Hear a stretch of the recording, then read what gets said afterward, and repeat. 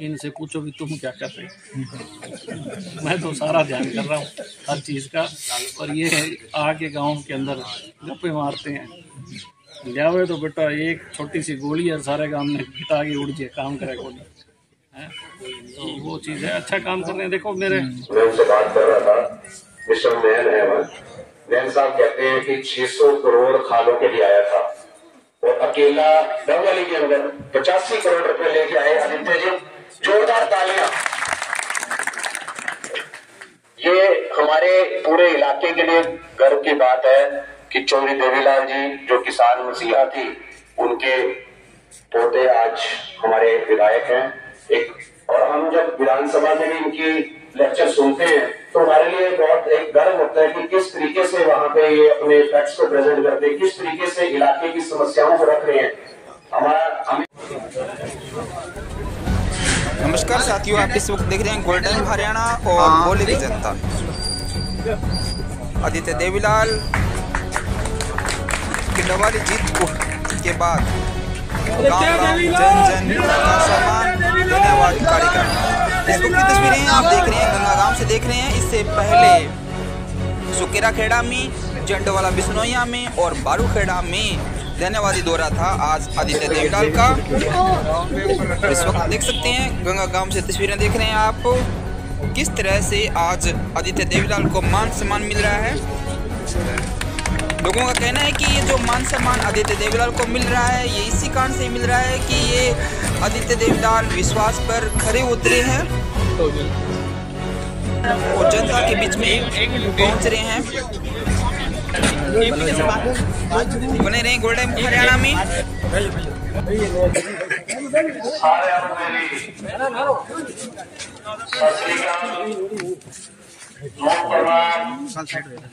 राम राम।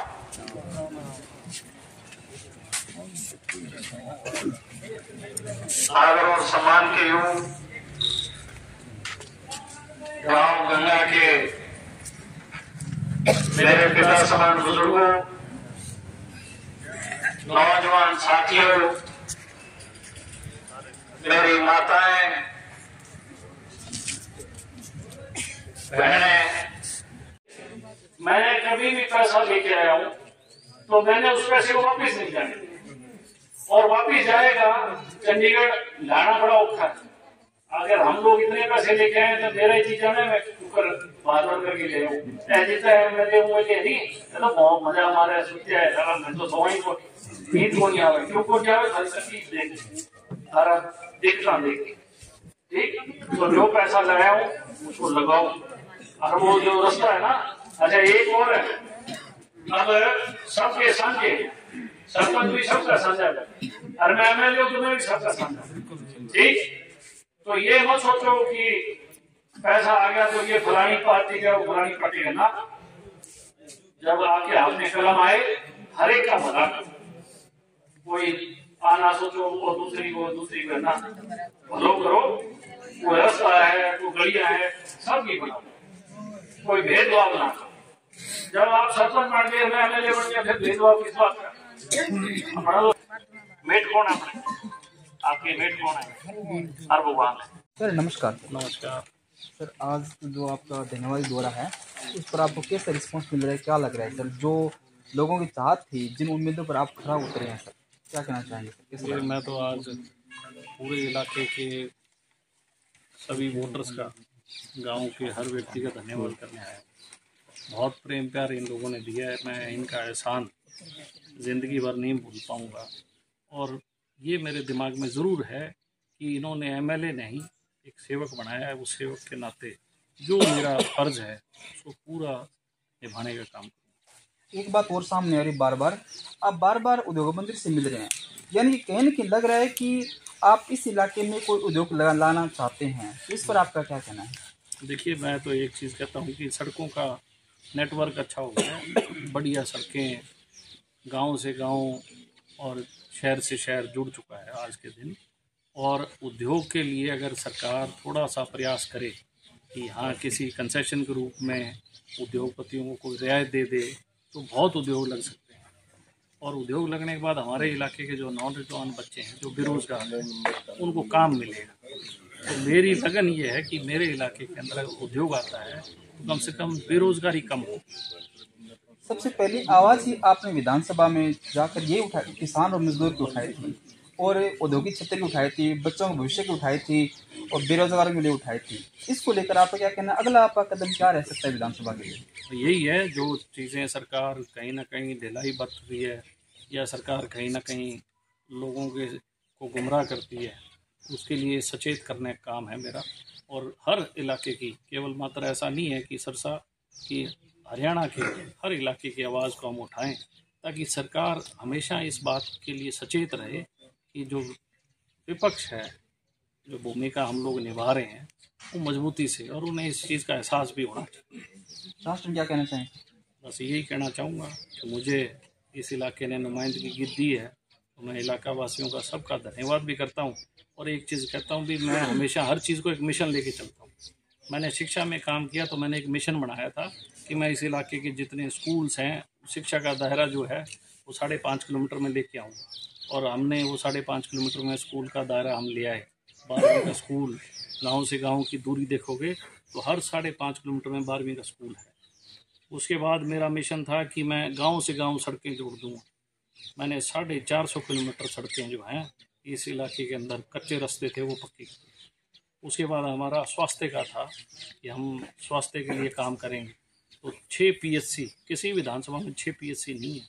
डबवाड़ी पहला विधानसभा जो 6 PSC है, 2 CHC है, एक जनरल हॉस्पिटल है। इसका भी हमने काम किया हमारे। उसके बाद जो खाड़ों का है उस पर मैं लगा हूँ। 600 करोड़ रुपया बजट था, उसमें से लगभग 100 करोड़ रुपया हम लोग डबवाड़ी में लेके आए। अब अगली बार अब फिर कोशिश करूँगा कि और पैसा भी हम लेके आएँ ताकि किसानों को पानी मिल सके। एक सबसे बड़ा विषय था जिस पे मैं बहुत गंभीर हूँ और मैंने सरकार को चेताया भी है कि जो गरीब लोग उनका कोई ध्यान नहीं रखता, केवल वोट बैंक की राजनीति करने के लिए उनको हमेशा ये सपने दिखाने का काम करते हैं कि हम लोग गरीबों के लिए कर रहे हैं। तो मैंने ख़ास तौर पे जब ये प्रश्न रखा सरकार के सामने कि आप इन गरीब लोगों की जो मूलभूत सुविधाएं हैं उनके लिए आप क्या कर रहे हैं, तो मुझे हैरानगी हुई कि उसके लिए तो बजट ही इनके पास बहुत थोड़ा रखा है। उससे तो एक गाँव में 3.5 लाख के करीब रुपए से कभी गरीब जो है उसको सुविधा नहीं मिलेगी, क्योंकि गांव के अंदर कम से कम भी अगर आपने सुविधा देनी है तो 10-10 करोड़ रुपया हर गांव के अंदर उन बस्तियों में लगे, ताकि उनको बिजली की, पानी की, गलियों की समस्या ना रहे। तो इसके लिए भी मैंने ये बात रखी। और मकान कैसे इनके बने, कोई रास्ता निकाले। आज सरकार कह देती है भी ज़मीन नाम होनी चाहिए। गरीब आदमी है, पंचायत की ज़मीन में बैठा है, उसके पास मलकियत नहीं है, ग्राम पंचायत की ज़मीन है, तो आधे आधे गांव बसे हुए हैं पंचायत की ज़मीन में। उनको किसी तरीके से कोई रास्ता निकाल के और पक्का मकान का हक दें, क्योंकि पक्का मकान का हक उनको होना चाहिए। इसके लिए भी लोग लगे हुए। और लास्ट में सर क्या कहना चाहेंगे कि जिस तरह की अब आपका ध्यान खेलों की तरफ भी है, स्टेडियम की तरफ भी है और एजुकेशन की तरफ भी है, जैसे बात की जाए जो इस इलाके के सरकारी स्कूल है उनको और अच्छा डेवलपमेंट कर रहे हैं आप, इस पर क्या कह रहे हैं आपका स्पोर्ट्स और एजुकेशन को लेकर? मैं तो बहुत कुछ कर रहा हूँ, पर ये जो और लीडर घूम रहे हैं ना, इनसे पूछो भी तुम क्या कर रहे हो। मैं तो सारा ध्यान कर रहा हूँ हर चीज़ का, और ये आके गांव के अंदर गप्पे मारते हैं। लियावे तो बेटा एक छोटी सी गोली और सारे गांव में गिटा के उड़ जाए, काम करे कौन है। तो वो चीज़ है, अच्छा काम करने। देखो मेरा मानना है कि लोग MLA बनाते किस लिए, इसीलिए बनाते हैं कि वो अपने इलाके का ख्याल करे। तो पढ़ा लिखा तो और सारे कायदे कानून जानता हूँ, हर चीज़ पढ़ी है। देखो गरीब आदमी और गांव का आदमी तंग क्यों है, उसको कानून समझाता कोई नहीं है, उसको कानून नहीं बताता, उसको बेचारे धक्के खाता है। इधर कभी इस खिड़की में चला गया, कभी इसी अफसर के पास चला गया, वो कहेगा उससे मिल, वो इससे मिल। अरे उसको बेचारे को जब पता लग गया भी काम इससे होना है तो धक्के खाने। तो ये चीज़ है मेरी। मैं हर आदमी को ये कहता हूँ कि आप चिंता मत करो, मैं बैठा हूँ, जो मेरे से बन पाएगा मैं काम करता हूँ। और मेरी एक सोच रही है, मैंने कभी किसी आदमी को ये नहीं कहा कि मुझे फलाने दिन मिल फलाने ना, मैं कहा तू बैठ करे, तेरा बाबा काम आप पे मैं कर। Thank you sir. तो ये तो मैं साथ में आदित्य देवला से जिन्होंने बताया किस तरह से उनके काम काम करे। आपको वीडियो कैसे लगी, लाइक कमेंट जरूर कीजिएगा। धन्यवाद। बहुत अहमियत दी जाती है मेरी जिंदगी में। जो पन्ना है उस पन्ने पे मट दादू गांव की जो हकीकत है, जो मेरा जुड़ाव है, मैं समझता हूं किसी दिन दुनिया पढ़ेगी इस बात को। और आप लोगों से बहुत कुछ सीखा।